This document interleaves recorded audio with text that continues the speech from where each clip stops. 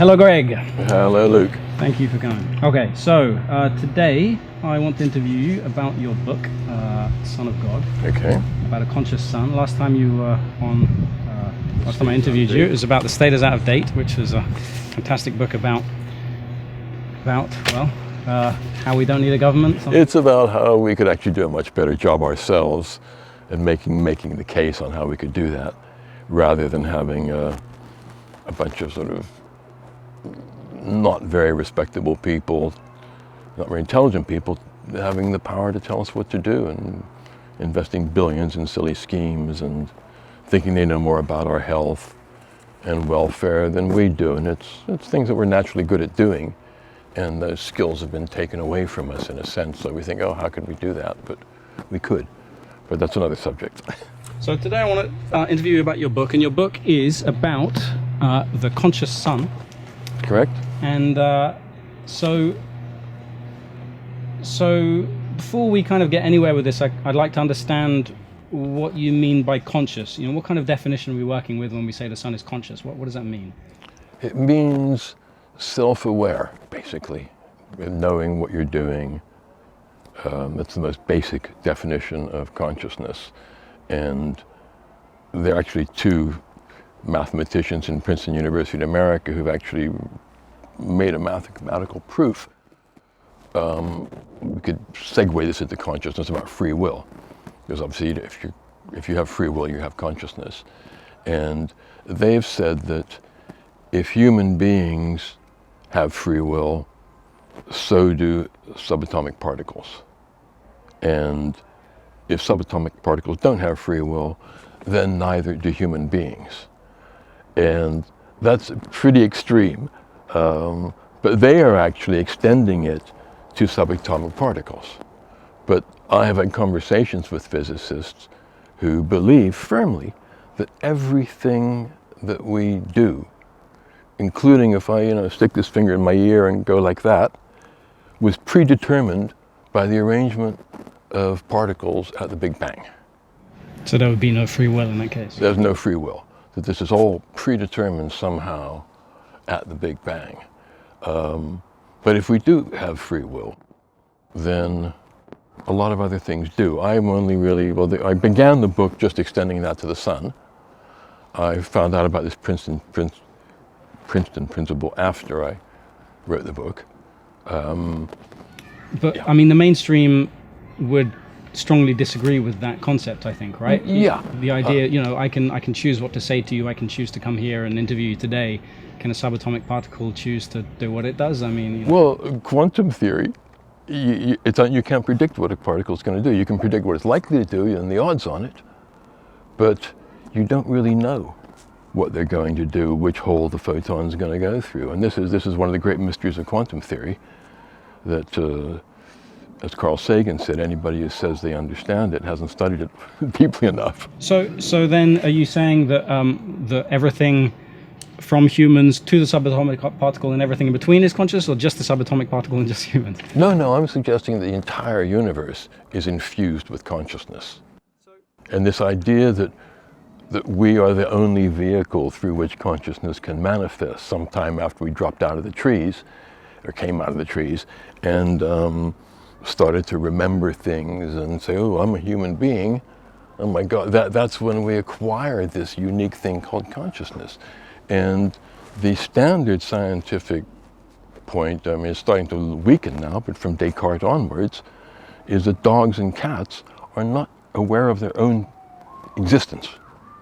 Even though dogs sniff around trees and lampposts, seeing what other dogs have been there, and as a dog-loving friend of mine said, that's their newspaper. I said, why are we stopping at every lamppost for your dog? That's their newspaper, mate.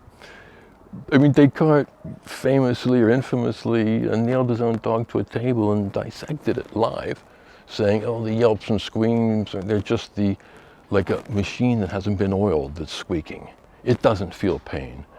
And it's a horrendous concept. And well, it seems that that's changing a little bit. I think when I was young, it was quite normal for people to think that dogs, were just kind of automatons, kind of like robots. Yeah. But I'd say that's changed a bit.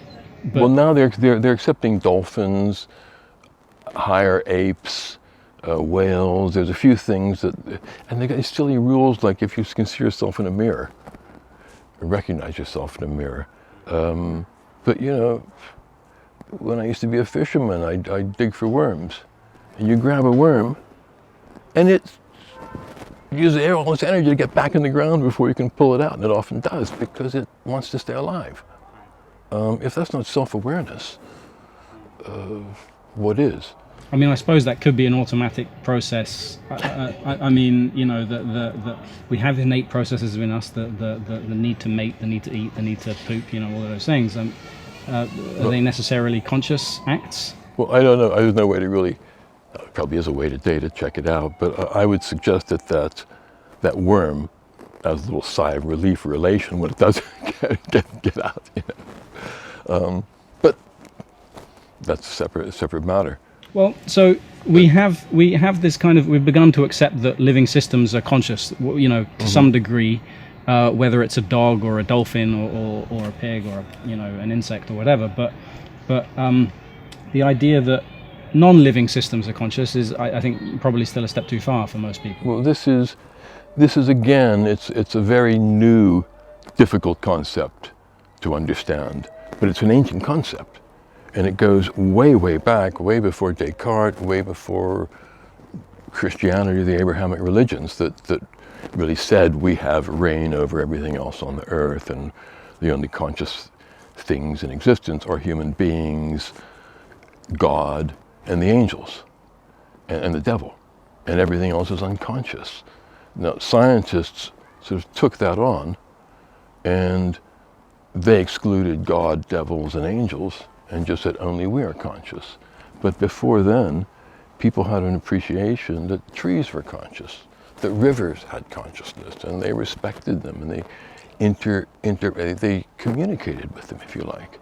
And they built great monuments to the stars and the sun that I see as the information technology of the day, not just elaborate burial chambers.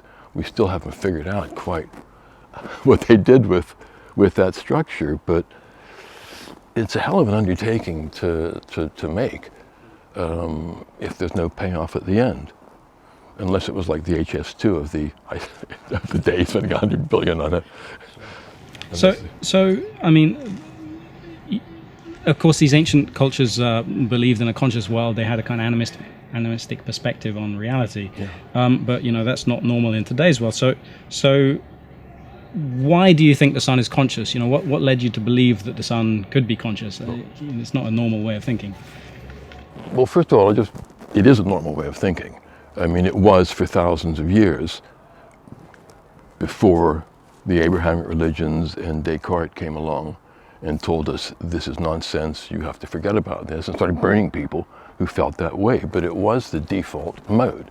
So what reconnected me with the default mode was my first LSD trip in 1966 in Berkeley, California, where I climbed to the top of this Strawberry Canyon, looked over the San Francisco Bay, and looked up at the sun, and started staring into it.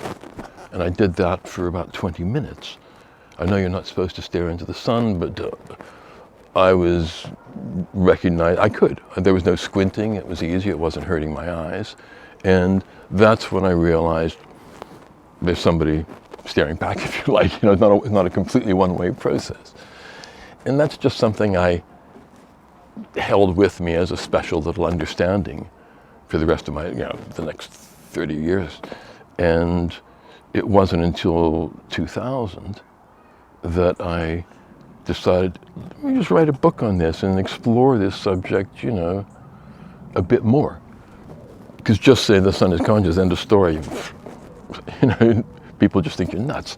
But as I started to explore it, everything I turned up, scientifically or historically, made more sense of it. And it just, if you were coming at it from a completely unbiased mind, nobody had ever told you that human beings are the only conscious thing in the entire universe, and that you have to have this particular wiring of neurons that we've got in order to have this consciousness, which is the greatest mystery of our existence. That's not me saying that, that's any scientist or philosopher, even though it's consciousness trying to understand consciousness, we have no idea what it is. But it is an energy field. It's not a completely physical matter thing. And to the end, and the sun is itself a complete energy field. So if you're looking at it impartially, and you find out, first of all, it's the light of life for everything. I mean, we're recycled sunlight.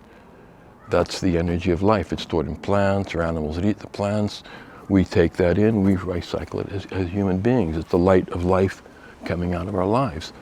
And it's the light of life for every plant, tree, flower, they're around.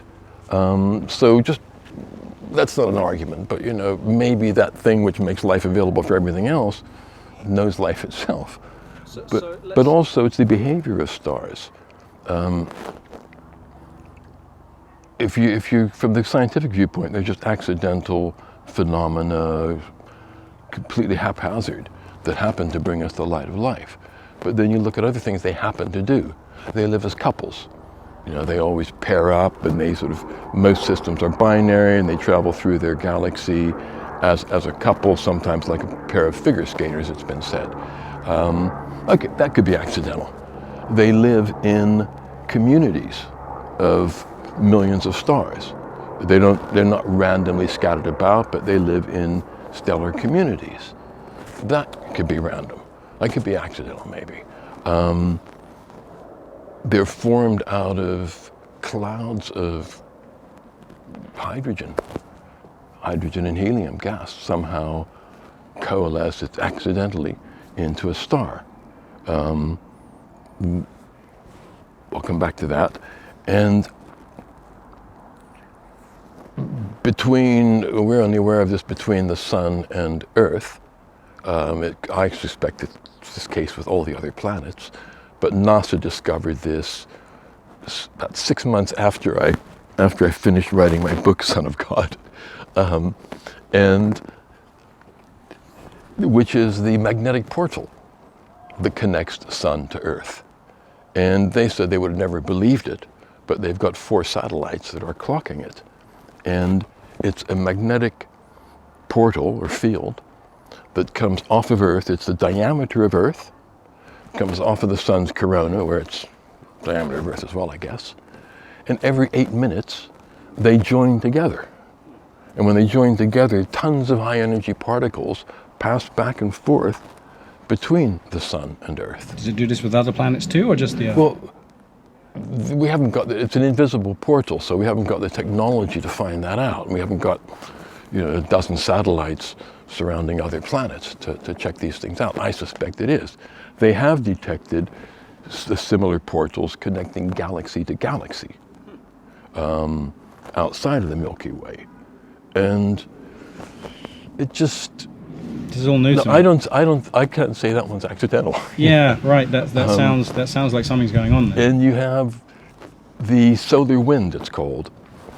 It's a stream of charged particles which come off of the sun because the sun spins, and they come off, and it's a spiraling action, but it encases our entire solar system in the heliosphere, which is a protective umbrella, protective case around our solar system, so that when high energy cosmic rays come in from outer space, the ones that can sort of damage the surface of the planets and eat our atmospheres up and so forth, we're protected by the sun. The sun actually protects us from galactic rays from space? Yeah. And we're all in this little bubble traveling through the galaxy. If you're completely impartial, you think there's some consciousness going on there at a very high level. Well, let's say there is. Why is recognizing that consciousness important? Why bother? Look, it's the sun. It's the star in the movie of life. It's the most important thing in all of our lives. There would be no space for us to exist in. There'd be, without the sun and other stars, there would be no matter to make stuff with. Whether it's your cameras or the flowers or water or our bodies or our bones. Because the universe started off as hydrogen and helium. which we can make lighter than air balloons out of those, but not a lot else. The stars take those two elements and have turned them into everything from oxygen and carbon to gold during a supernova explosion. They're all created through the lifetimes and death of stars. And the energy of life is sunlight, and not recognizing that it's just a huge gap in our spiritual consciousness. Well, let's say we do start recognizing the sun as conscious, then you say it has a relationship with planets. Stars in general, yeah. Stars in general. So our particular sun has a relationship with Earth in terms of this magnetic portal information passing or something. No, that's part of the relationship, yeah. So okay, the sun has a relationship with the Earth. Can we have a relationship with the sun? Is that what you're advocating here? Yeah, I mean, we all do, but I guess people don't recognize that relationship. I do, and I think it's unbelievable that people spend more time in their lives deciding what sunglasses to wear and putting sunblock on themselves than they do thinking about the star in our movie. And I think it's no accident that we call celebrities stars, because stars are the celebrities of the galaxy, and people used to worship them and recognize them and get the energy from them on a dark night, which we don't get many anymore. There's no light pollution. People used to look up at the stars and actually get information from that light coming into their eyes. Like we can, with a spectrometer and a telescope, we can see what element stars are made up of. And we can sort of detect physical things from them, but ancient people used to get vibrations from those stars, because you're actually getting the light from the star in the back of your eyeball. So if you have developed that ability to process that and see what it's like, you can get the character of the star from that. Just like when you look at the lights coming out of somebody's eyes, in our own experience, you can sometimes tell that guy really hates me, or she's in love with me, or they're bored as fuck, and people would look at the stars and they would get similar information, which is why, with planets, everywhere you went in the world, people knew Jupiter was the king of the planets. And yet when you look at the sky, Venus is usually bigger than Jupiter. How did they know? Something in the light was telling them. And this was also the basis, I believe, of astrology, which long predated astronomy. Astronomy was just, okay, let's look at the mechanics of these things that are affecting us. But it's... I mean, this whole having a relationship with the stars and getting information from them, though, is a lost science, I suppose. I mean, certainly now, if you say to someone in the street, oh, I talk to the sun, or, I have some relationship with the sun, they'll probably think you're a bit crazy. It's not really accepted in our cultural, system. But, so I gather you practice sun gazing. How does that, that also sounds absolutely crazy and dangerous, It's not. William Turner used to sun gaze, and he would stare at the sun for long periods of time. He was known as the painter of light. And somebody was telling him, oh, you're going to hurt your eyes like that. He said, no, for me, gazing at the sun is like for you looking at a candle. And it is something that you can adjust to with practice. And I never did it from that first experience in Berkeley. I didn't know about sun gazing then. And, acid didn't become part of my life for many years after that. And it was, there's a HRM, I think is the man's, he goes by his initials, an Indian sage who goes out and talks about sun gazing and nothing else. He doesn't think anything about the sun other than what sun gazing is good for and how to do it. But you've seen sunsets where when the sun's just this far over the horizon, you can stare at this beautiful orange, red, yellow globe. I'm afraid to, though. I'm afraid that it'll damage my eyes. That's what I've been taught since I was young. Oh, well, not when it's just come up or when it's just going down. And if it is going to damage your eyes, you're going to be squinting when you do it. It's not like, and also if you look at the actual records on it, you'll find that most people who, even they've been blinded for 2 days by looking at the sun, and they fully recover. But it's not something that you should do. But when it's going down and after it's gone up is a completely safe time for beginners. And I sun gaze quite often on a reflection off the water or off a window, or if it's going through thin light trees. And why do this? What do you get from sun gazing? Why would you do this? I just connect with my divine star, if you like, and I get energized by it. It's a type of meditation, if you like, but it's a powerful. It's inspirational at times as well. So I mean, you're advocating having some kind of direct communion relationship with the sun here. So it seems like so. Well, if you do, well, what kind of feedback can people expect? I mean, and what kind of relationships can you develop? Sun gazing is one. What else can you do? And then what do you get back from it when you do it? It's if you'd never had parents, you might have how would you describe to somebody what the effect is of loving your parents and interacting with them and just sharing your life with them? If you never even knew that there was such a thing as parents, you were brought up in a baby farm somewhere, processed out, you wouldn't understand any of that. It just lightens up my life to have this relationship. So how can someone who's, where all of society is the equivalent of a baby farm in that respect, how do we build that relationship? What do we do? Do we just say, hello, son? Is that it? What do we do? Just recognize that it's not an accidental ball of life.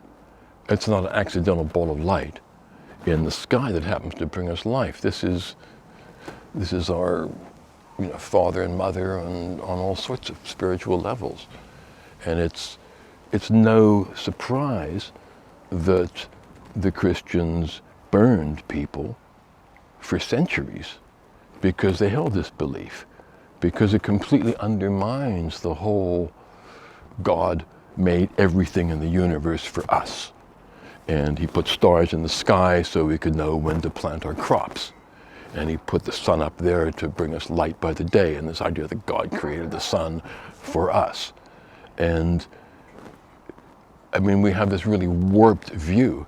And even though people might not go to church anymore and say, I'm not a Christian, I'm a pagan, they still tend to feel that we're the only living thing and everything put on this planet here is just for us, and we're not part of the wholeness. And for me, the actual living sun part of the book is just one chapter. And the rest of the book after that is mainly the inevitable implications of that. I mean, if the sun and stars are conscious entities, celestial beings, then many other things fall into place and can't really be avoided. And that including the nature of light itself. I'd like to get into that, but before we do, one thing in our culture is that we're taught to kind of shut ourselves off from the sun. This may come from this kind of ancient Christian idea that be frightened of the sun. But people, we all need the sun. There's tons of studies showing how good it is for you. Yeah. It can help your eyesight, depression, cancer, rickets, arthritis, a whole list of things. The vitamin D you need from the sun. Certainly we need it. And yet we're taught to shut ourselves off from it as much as possible, to not let it touch us, because otherwise, we'll get cancer from it. And so I take it you don't advocate using sunscreen? I certainly don't. It's never touched me. I put sunscreen on my tattooed watch. Okay. just kind of, I don't want to fade the now message, that's the time. And I have some, organic, natural sunscreen just for that purpose. But aside from finding that it's 16 of the 21 allowed active ingredients in sunscreen this is just very recently, they've come out and said they're all dubious, they all could be harmful, and they're not quite sure why they're approved. Zinc oxide and titanium are two of the ones that do work and aren't damaging. But they've also done studies, Sweden and America, on the benefits, scientific studies, and one in Sweden was 20 years with 19,528 women. They charted them, and there was ones who avoided the sun and ones who got as much sun as they could.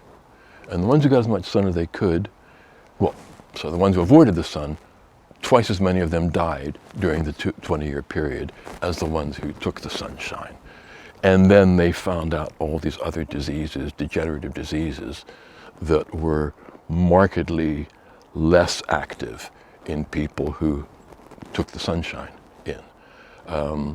And the whole sort of skin cancer is not a red herring. People do get skin cancer, and if you've got red hair and bright white skin, you're not going to be able to take as much sun as I can.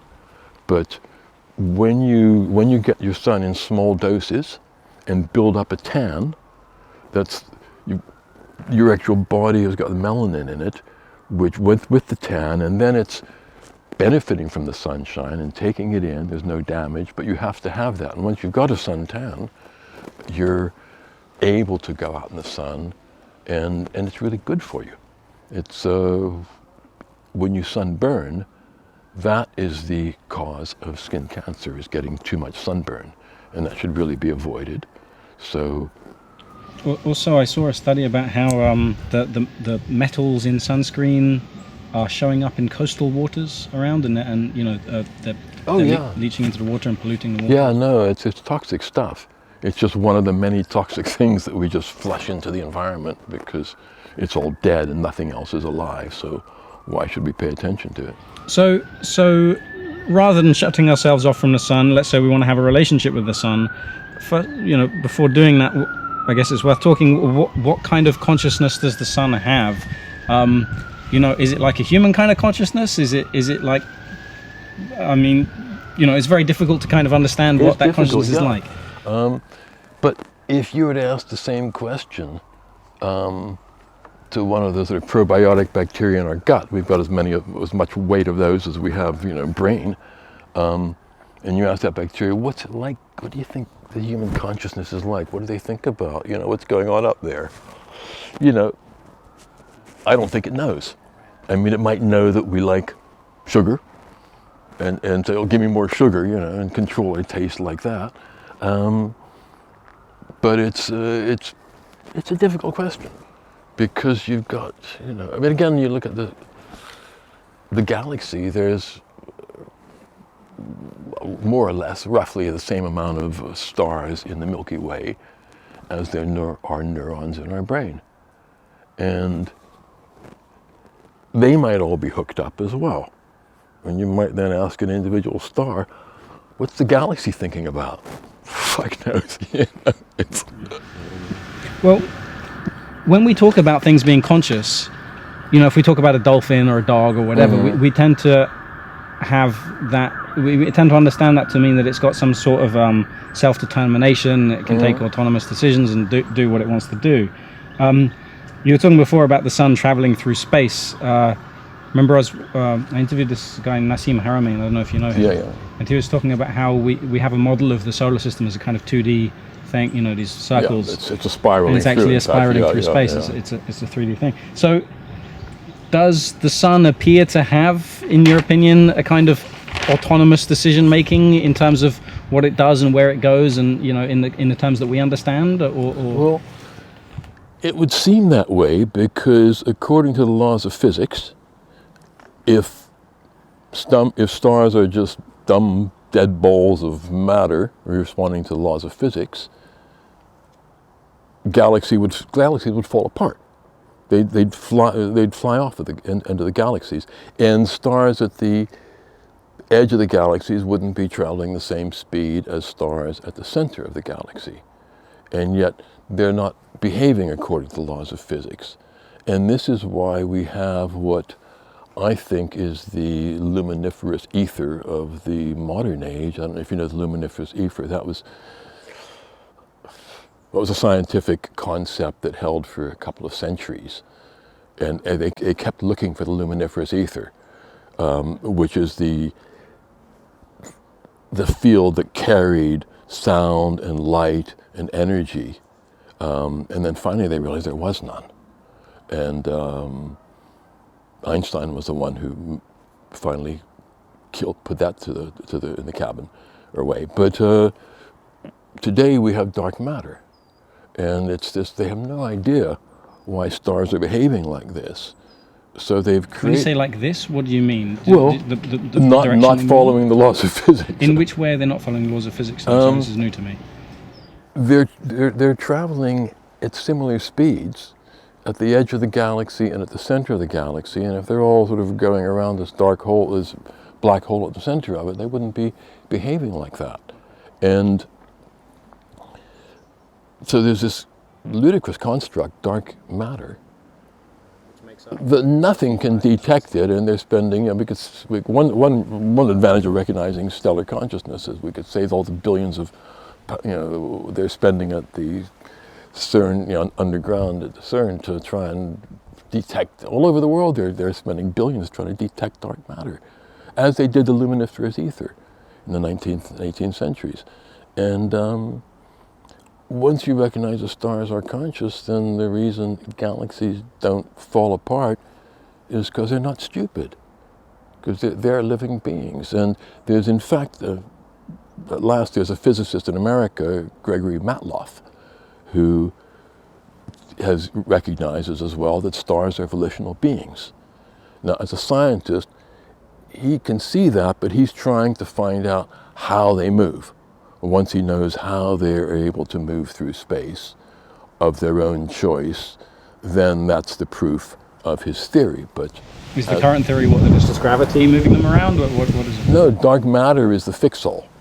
We have no idea what dark matter is, what the density, where it is, or what. But somehow it's just that's the answer, dark matter. And it's like they've given an answer to the solution of a problem when they have no idea what the actual answer is, but they've given it a name. If they called it factor X, I'd be quite happy with it. I wouldn't ridicule it, but dark matter implies that it's something we just haven't discovered, because it's got to have gravitational pull, so it has to be matter. And it's 70 or 80% of the matter in the universe is not there. It's a silly fantasy. So you seem to be suggesting that the whole universe itself is actually conscious. Yeah. And though you focused your book on the sun, well, first of all, why did you focus the book on the sun? Well, no, that's all I had. Okay. That was my starting point. That was your beginning. Okay. I was actually writing another book on something else. It was going to be my second book. And after a few pages, I started to talk about people recognizing the sun as a conscious being in the past. And I suddenly kept on that, and actually this is going to be the book. So, okay, let's say the whole universe is conscious and alive with consciousness and thinking, or thinking, I don't know if it's even the right word. Is there a difference between different types of inanimate objects? Obviously we can see that a dog or an insect is some degree of conscious, but when we look at inanimate objects, I don't know, for example, my toilet, is that conscious in the same way the sun is conscious? I mean, what's the difference there? But it's, when I say everything is infused with consciousness, we know that matter is 99.99% empty space. So you're holding a rock in your hand, and 99.9% of that is, even more than that, is empty space. And you've got, if you've got the nucleus here, the electrons spinning around are hundreds of yards away.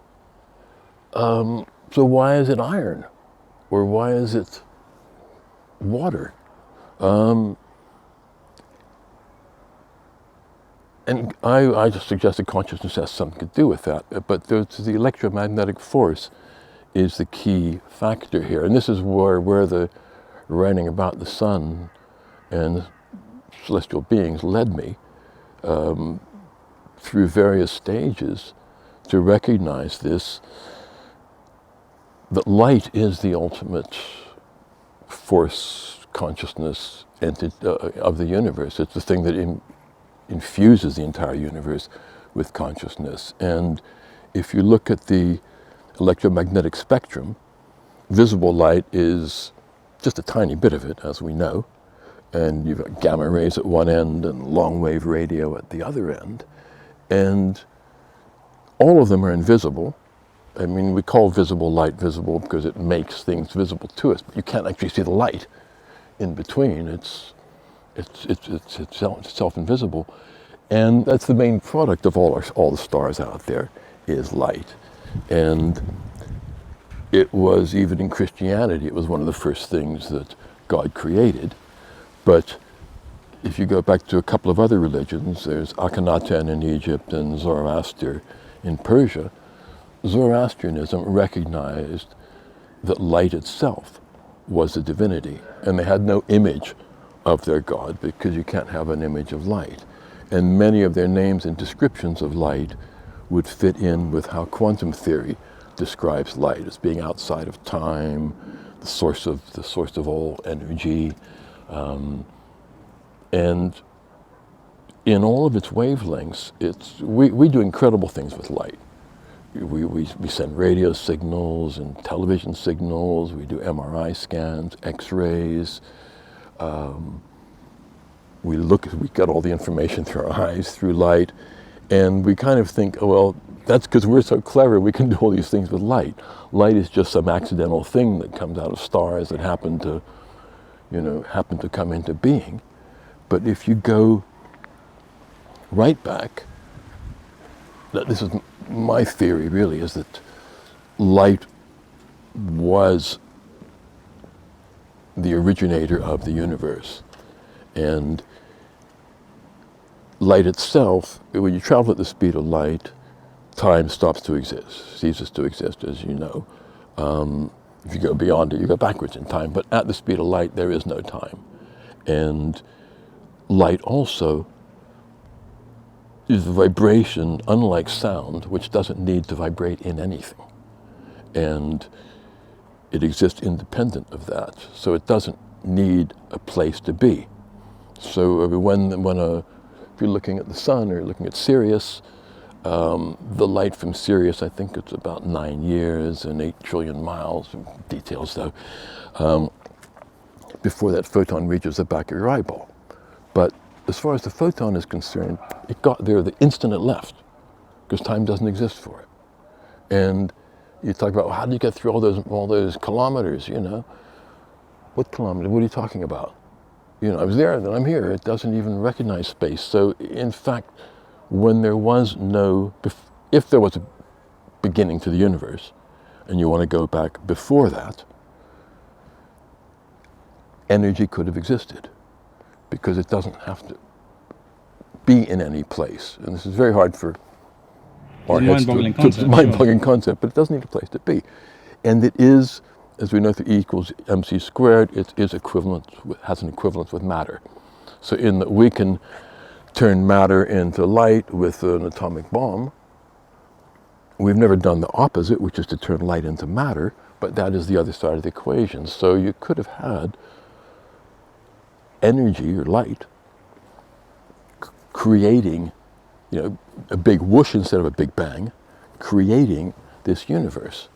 And if that did, then we see the first thing that came out of this raw matter, this hydrogen and helium, were bodies which created more light. So it was almost a reproductive thing. Okay, we'll put stuff in here that makes more light. And it's, as such, it is light. Light exists inside. You know, it's the EM force that is giving iron the qualities of iron, and carbon the qualities of carbon. So to put this very simply, it sounds like you're saying light itself is God. Yeah. And it's the creator of all of. And Zoroaster was also said that, and Akhenaten. And when I was looking at particularly Zoroastrianism, it's still around. It's one of the oldest religions on the planet. a lot of its good ideas were thankfully lifted by the Christianity and the Abrahamic religions, but it was the first religion to see goodness as something to aspire to. You never had a God who was goodness. And light is something we always associate that. You know, it's always the forces of light against the forces of darkness. And you're inspired by light, and you see the light, and you shed light on things, and you go for enlightenment, and you're delighted. It's always associated with spiritual, uplifting, happy, wisdom. So intelligence too, right? You say, bright, dazzling. And so it's, in a sense, our linguistic body languages tells us about the nature of light itself, but we're so far removed from making that connection to it. And it's interesting also that Zoroastrianism was not intolerant of other religions. You know, it wasn't, you must do this because God says it. You know, it was, if you want to worship flying pigs, fine. You know, you can live in our community, we don't mind. Well, so okay, we have a conscious universe that is built on light, perhaps, let's say. But within that we have physical matter, and it seems that you're suggesting that that's all conscious too, which I guess goes back to animistic ideas. Infused with. I mean, I have trouble with that myself. Right. I did once. I think it was in Goa. I have this this feeling that every grain of sand on the beach was doing its bit, you know, to get up at the top layer and be polished. And you look at microscopic photos of sand, and they're all completely different. It's quite interesting stuff. How I think that at the lowest level, that consciousness just manifests in the atomic shape and the qualities of the product, of the item. And when you get down to quantum mechanics, then you see, or they see it in action, in the unpredictability of matter. Well, at that level. In indigenous, animistic philosophies, we had, they'd see a lake as conscious and a mountain as conscious, and certainly the air as conscious, water as conscious. They'd see that. But right now, okay, so we humans are conscious. I'm conscious, you're conscious. We have bacteria inside us that may be conscious. So we have we have our own individual consciousnesses, and then there's been work by like Dean Radin, who actually he's on the back of your book, isn't he? Or was it Princeton University, showing a kind of human collective consciousness. So I'm conscious and you're conscious, and we also share a collective consciousness with everything. Now, when it comes to physical matter, where does it separate? So let's say the sand is conscious. Is the beach conscious? How does that work? The mountain, or the ocean. That consciousness of the mountain is made up of every single molecule that makes up that mountain. It conspires towards giving the mountain whatever character it has. And you lived in Nepal for a couple of years. People ascribe different characters to different mountains. And you get winds, certain winds have a character coming off Africa into the Mediterranean. And these are clearly made up of, the consciousness, if you're talking about a thundercloud or an ocean. Oceans have these sort of complex currents running through all the world's oceans, underground, separate currents, and above ground, and at the surface and below the surface. Whether it's the Gulf Stream is our local one, but you have them connecting all the continents. And how is the ocean organizing this? It's the buildup of all the individual particles in there. And if they haven't got some sort of microscopic consciousness, you're not going to see it manifested in the weather system unless every water molecule is there. Like in our brains, we've got hundreds of billions of neurons contributing to our consciousness. And if all of those were dead, we wouldn't have any consciousness if they were just inactive, remote things. Now, all the consciousness of a bench might be doing is making it a bench, and that's pretty low-level consciousness. but it's going back to the Princeton principle. And I suppose it comes out of the unpredictability of particles that has been discovered by quantum physics. I mean, that's the thing, you know, most people would disagree with this idea that the whole universe is conscious, and they would say that inanimate objects are simply inanimate and there's nothing going on beyond the physical reaction of... They'd say the same thing about trees, but now they've discovered the so-called, scientifically called Wood Wide Web, where trees communicate with each other underground through a mycorrhizal fungi network. They help trees that are in need, and they store up food, extra food, and they can send nutrition to an ailing tree. Plants send messages to each other, there's predators coming, build up your defenses. I mean, we see this extraordinary level of consciousness in the plant and vegetable world now, which is getting hard to deny. Okay, so that, again, that's self-awareness. The leap from recognizing plants as conscious seems to be happening, but that's quite a big leap. You know, from animals. We could see animals are conscious, fine, we start to recognize that. Now we're seeing trees are conscious, but to go from there to rocks and crystals... If you go to intermediate, if you recognize a mountain as an entity, and I don't know what it can do with its consciousness, or maybe it just creates a character, I don't know. But where do you draw the line? Where do you draw the line between a mountain and really big rocks and stones and grains of sand? I mean, there's no... Same with animals. Where do you draw the line as you come down? Once they say, okay, cats and dogs, and there's going to be breeds of dogs, then it's going to be mice and rats, and then worms, and you know, where do you say, no, these are conscious, these aren't? You can't really draw that line. And when you have, if you look at weather systems, I mean, if you're looking at the particles of those, they're not inanimate. We call weather systems inanimate. We call mountains and rivers inanimate. We call trees inanimate. And yet, you know, if you did a time lapse of mountain ranges being formed over millions of years, it would probably be as eye-opening as when we see plants in time lapse and see them struggling and reaching for the sun and so forth. Who knows? Fair enough. Well, okay, so we can see, you know, the world around us in this physical earth that we're on might be animate in some ways, even though it appears inanimate. But you were talking before about galaxies being, you know, on a much larger scale, consciousness manifesting, you know, on gigantic scale. Right. So in your book you talk about galaxies themselves having kind of personalities and characters and talking to each other and, you know, that kind of thing. I just put that forward as I think it's a probability. I put it forward as a possibility. First of all, every star has a note, an electromagnetic signal it sends out, its signature, if you like. So you can pick that up and it stays constant. As what, like solar flares, or what do you... No, just an electromagnetic signal coming, you know, its actual note, if you like. Radio or something. Yeah, you can, I mean, scientists recognize this, and they've all got their own character. They don't call it character, obviously.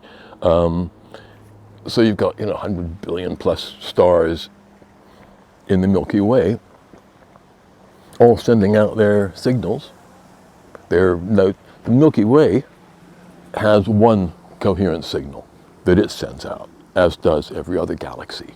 So it's just the same thing repeated on a different scale. I mean, human beings are all remarkably similar from the point of view of any other animal on the planet. And we all have our kind of signal.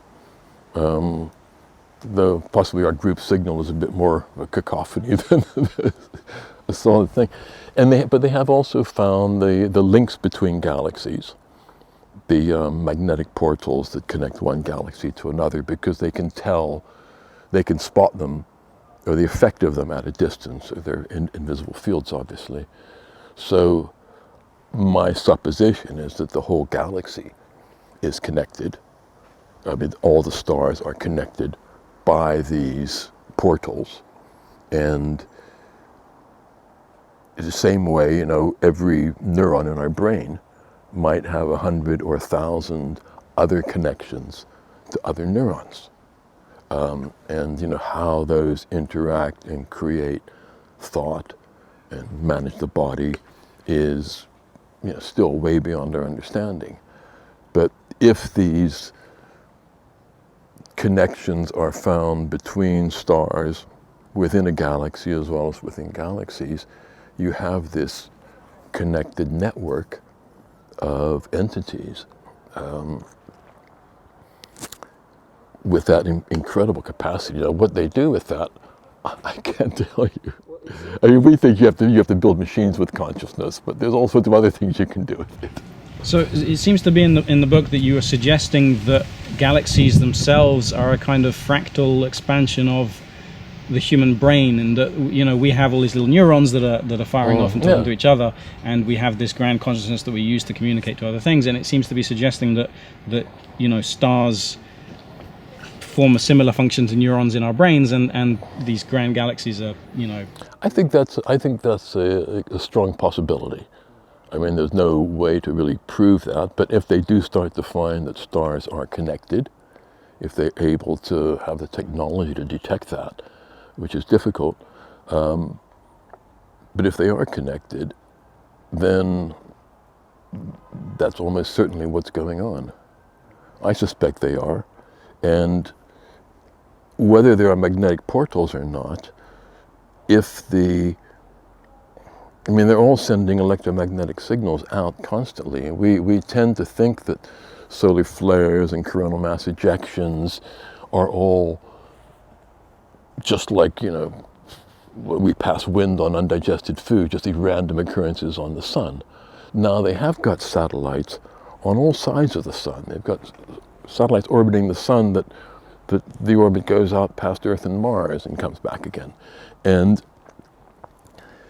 they have found now that the coronal filaments, the solar flares, coronal mass ejections, they're all, and sunspots, they're all coordinated.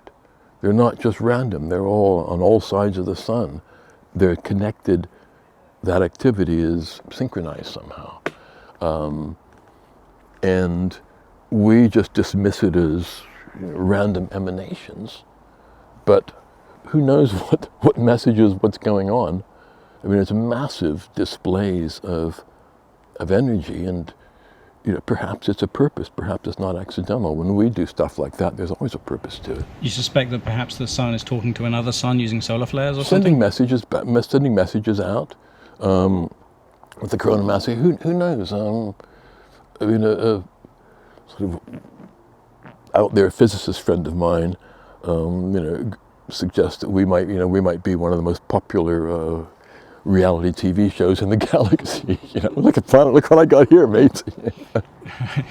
Well, one of the ideas I really liked in your book was this idea of galaxies themselves being conscious and using, suns being neurons, but like they're using light to instantly communicate with each other across it's again, this is a hard thing for us to get our head around, because the light that's reaching us now, we've aged 8 minutes. Well, it comes, but it arrives, the photon is exactly the same. It can travel trillions of miles through space, and that photon has not lost any energy en route or spent any time getting there. So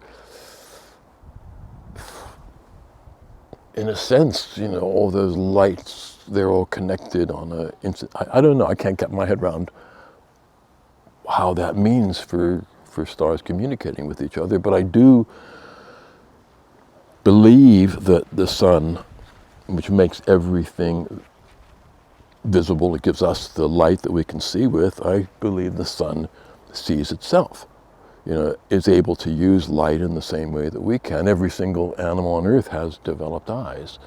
And if the light hitting Earth bounces back, if it's a giant torch, I shine a torch in the darkness, I can see the picture of what's there, because as we understand it mechanically, the light is bouncing back and bringing that image. It's not dazzled by the outgoing light. So if the sun, the sun light bounces back, we call it, to the sun, it's got a lens the size of the sun.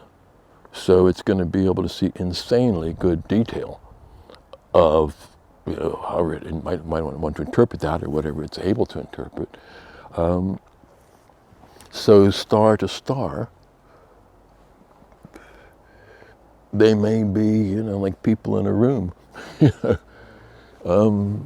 aware of each other's presence and seeing each other. Who knows? It's I like one of the things you're talking about in the book also about how, with light being intelligent, you were saying that light is able to convey just vast amounts of information. Yeah. With this, all of these light photons coming down from the sun onto you, about just one bounces off you and, goes directly towards me. Yeah. And, that little scatter of the millions that are showered on you, the scatter that I see then carries just all of this information. I can see your face and who you are and your personality. And all that. Well, I mean, I've gone beyond that actually since I wrote the book, because I've since then discovered that Plato he saw light as a twin function, because he saw the light coming out of our eyes, which it does. I mean, that's what they call the light of life. And when you're dead, then there's no light coming out of your eyes anymore. And he saw that as combining with the light from the sun or other sources to then bring us into the world. And I've thought about this a lot, and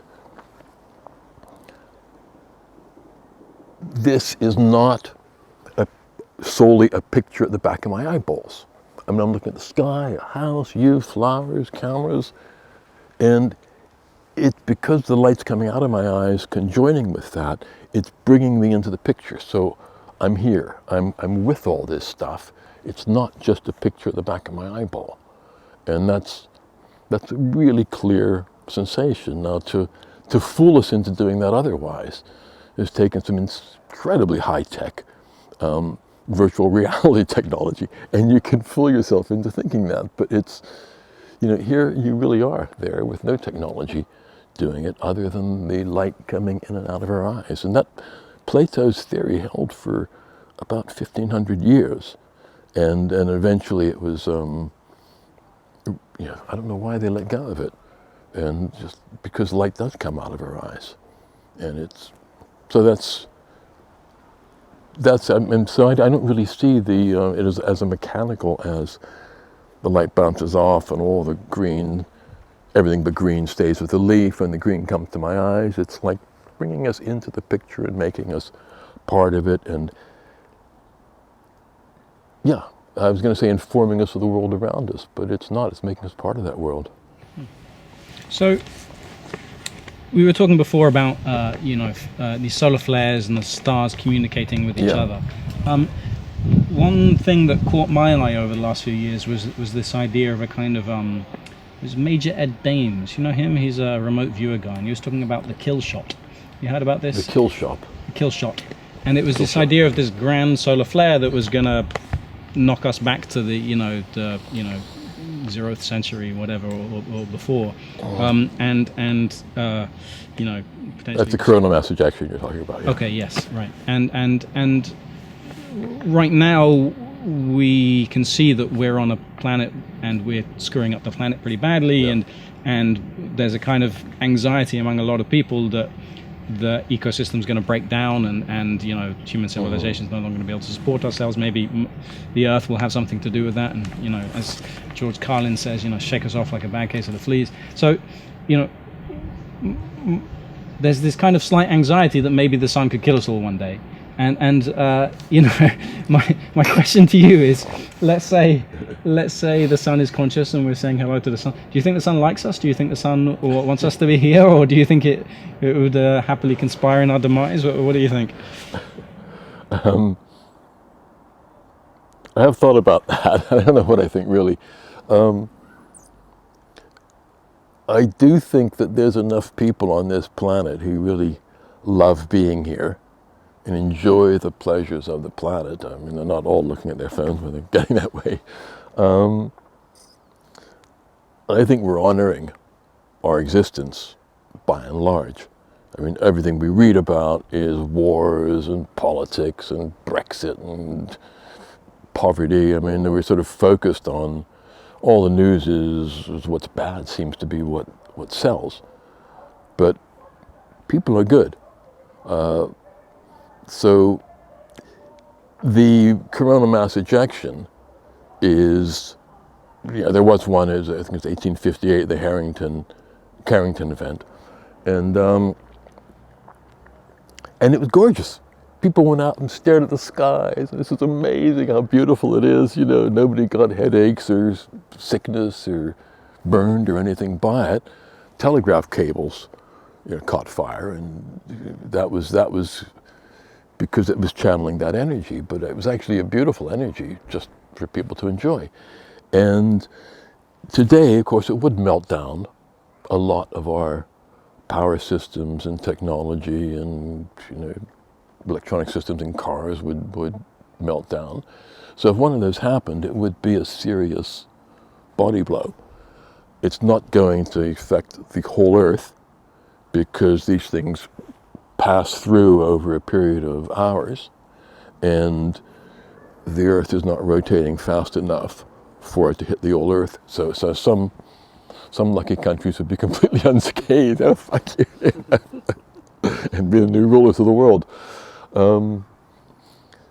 So yeah, it's a sobering thought, but I've lived when I had my house in Goa, we had no power, hardly any power, and no running. You know, we had none of those mod cons, and life was great. I mean, and you never had to put things on the wall and charge them and call up people to get things fixed. I love all the technology and all the mod cons, but they're not essentials to life. They're essentials to maybe banking and governments and certain things we're used to. But so if the sun knocked us back in that way, it might actually be a good thing for humanity on the long term in some way. I don't know if it'd be a good thing or not, but I think we would survive it. Right. So I mean, going back to that question though, do you think the sun likes us? Do you think you know, when we have a relationship with the sun, there's a goodness going back and forth, and it kind of loves us in some way? Does it love us, like us, or is it crying, or is it angry? I don't know. It's not on Facebook, I can't tell. Yeah. Okay. I love the sun loves me, it supplies me, you know, but it loves me, it loves the sunflower, it loves, you know, the tree. It's infusing all of us with life. It's non-denominational. I don't think it really gives a damn what we eat or how we trim our facial hair. It's how we behave, how we respect life, and that's all up to us. It's whether the sun likes us or not it enables us to do whatever we want to do. Yeah, I'm very much interested in having a deeper relationship with the sun, and I recognize after having read your book that I've basically ignored it my entire life. Yeah. And you know, having read your book, I'm still not quite sure what to do. Like I'll go on a walk with my dog and I'll look at the sun and go, "Hey, sun," but I don't know where to take it further from that. You know, and I recognize that there's probably a deep relationship to be had there, but I don't know how to create it or nurture it. So, do you have any advice on that? Sun gazing, and if you're not squinting and and it's on the horizon, I mean, you don't get many sunsets. Well, maybe in Bristol you do, or wherever you live, but I don't get sunsets or sunrises. You have to travel for them. But that's when it's very, very easy for anybody to do, and it's only as the sun rises, there'll be a point where you're squinting to look at it, and that's when you stop. But you're not going to damage yourself by it. I mean, even when I did my first sun gazing, it was 20 minutes. I didn't damage myself, but those conditions were appropriate for sun gazing at the time. But it obviously gives you something back, otherwise you wouldn't keep doing it. Yeah, it's like what you get out of music, a beautiful tune that it lights me up, it energizes me. And then I was researching the articles on sunblock and the dangers of it. I realized all the other things it does for me on a psychological level, just on the overall good health and happiness and freedom from degenerative diseases, which is pretty good as well. And I think some of that's from the sun gazing. It does more because not just the vitamin D. That's the other thing they found out in their research. There's other factors there that they don't know what they are. And probably more to be discovered as well. Well, the feel-good factor, and I don't know how they can measure that, but it's good to feel good and to get uplifted by something like that. It manifests on all sorts of levels. Well, with recognizing the sun as intelligent when we try and open this communication, whether it's for sun gazing or just thinking about sun or whatever, it's a little difficult for people from our culture to do that because I think we're quite limited by ideas of how intelligence can manifest. And maybe things are changing now.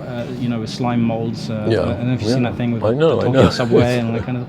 So, one thing that your book talked about that was really interesting was about how microbes themselves have character. Some scientist, you talk about this in Australia. Yeah. Yeah. What was that? It was single-celled rotifers, which are just slightly above single-celled pond scum type of stuff.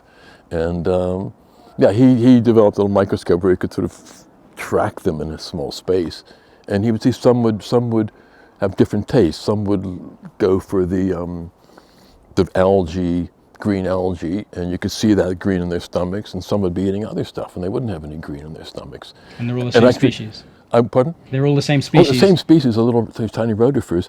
And I remember this from a friend's tea party that I'd had this chat about this, and I contacted him. I managed to track the guy down just to verify it, and he said, "Oh, you'll also be interested to know I did a trial with laboratory-bred, genetically identical rats, and some reason this trial involved Mars bars, and some of the rats wouldn't eat the Mars bars, and others would devour them." Which, so at a higher level, maybe it's less surprising there, but yeah.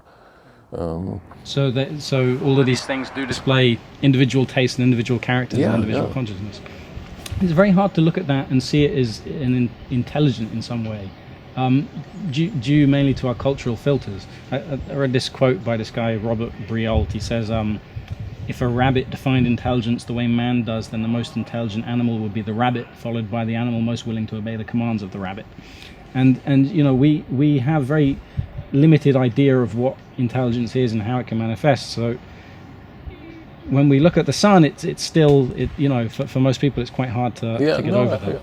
I realize that. That's why I had to write the book, because having had this awareness for 30 odd years before I wrote the book, I would only bring it up when people would talk about SETI, Search for Extraterrestrial Intelligence, and we're sending CDs up into space and God knows what, and listening for radio signals.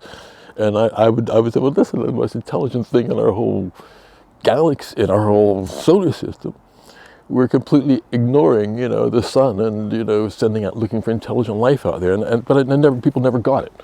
People just look at me like I was a madman. Well, that's the thing. So it's considered a mad view to be considering the sun as intelligent. Oh. So everything that you've told me and everything in your book, and there's so much more out there, points to the sun actually being intelligent. However, that's a very fringe view.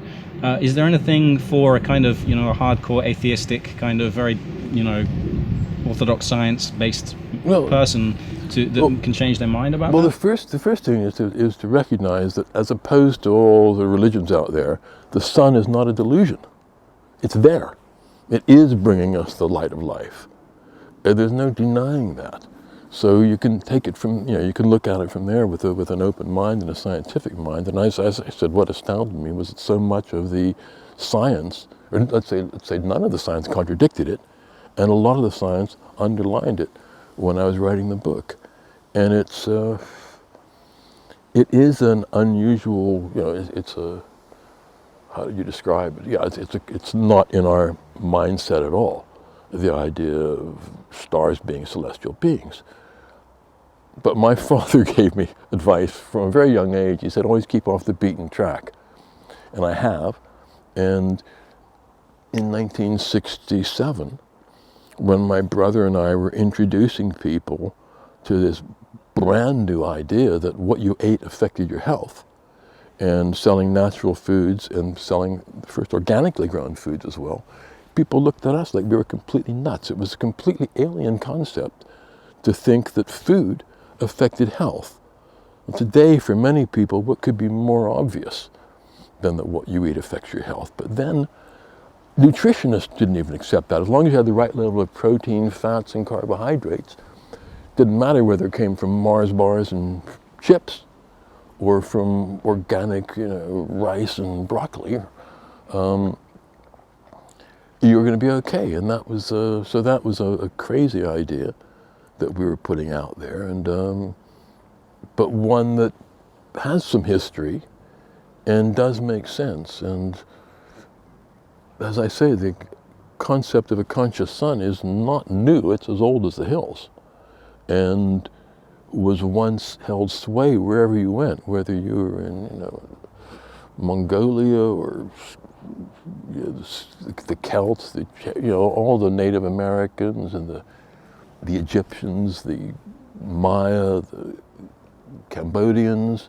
Everywhere you went in the world, people recognized the bringer of life as a living entity itself and one with divine status. So I might be one of the only,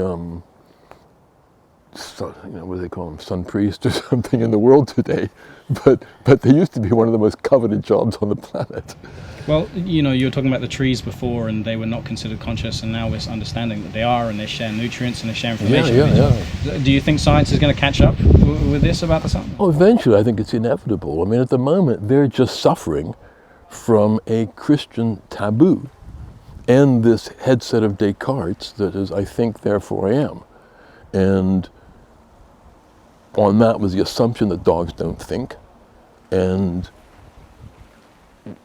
But it's experiencing. If you know who you are and you're experiencing life, where does thinking come into? I mean, in a pure state of meditation, you try to avoid thinking at all costs because it messes it up.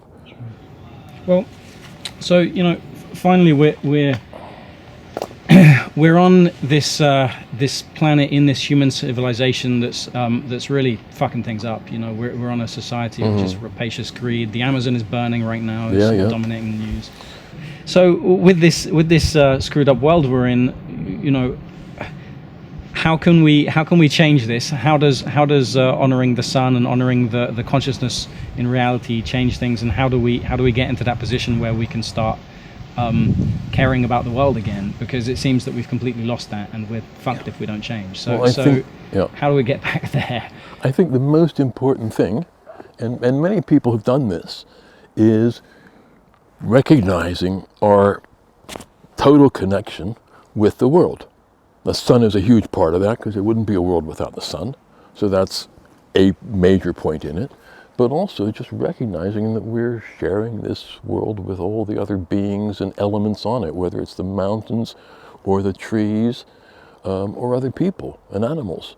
And getting away from that imprint in our culture that was laid down in Genesis, that God put all this here specifically for humanity in this giant universe, that it was all done just for us to view as our infinite store cupboard and infinite garbage pit.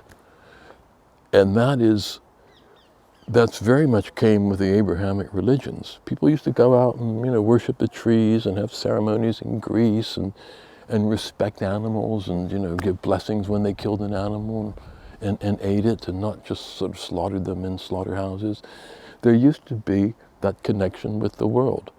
And there are people all over the planet who are being motivated by that, with organizations, with companies, with lifestyle changes, and that needs to happen on a much larger scale. And I suppose that I'm going with my book, Son of God, I'm going for a high level of connection, to be connected with that which makes everything else we need to be connected with alive and in existence, because that's where we get matter from, that's where we get light and the light of life from. So that connection, I believe, is going to make us much more, much more able to behave in a way that will sustain all of this, rather than just this endless growth that we're supposed to have, more things, more stuff, where we've got everything we need in this world, and we don't need to, I won't even talk about wars and stuff like that, but we don't really need to destroy it in order to enjoy it. It's the greatest oxymoron on the planet. Thank you, Greg. Thank you very much. Your book, if you I'll show my book. am holding it up, is absolutely fantastic. I recommend. Let me just zoom in on that. There we go. Son of God. Everybody who is listening, I suggest you give this a read. It is excellent, and I think really this way of thinking that you espouse in the book of recognizing that the universe is conscious is an extremely important step in our evolution of humanity to get past this really screwed up dark period that we're in right now, where we're just destroying everything. And I think if we can start recognizing that we are amazing, but we are not the most amazing thing in the entire universe. I mean, that's the arrogance. There we go, indeed. All right, thank you, Greg. Appreciate it. Thank you.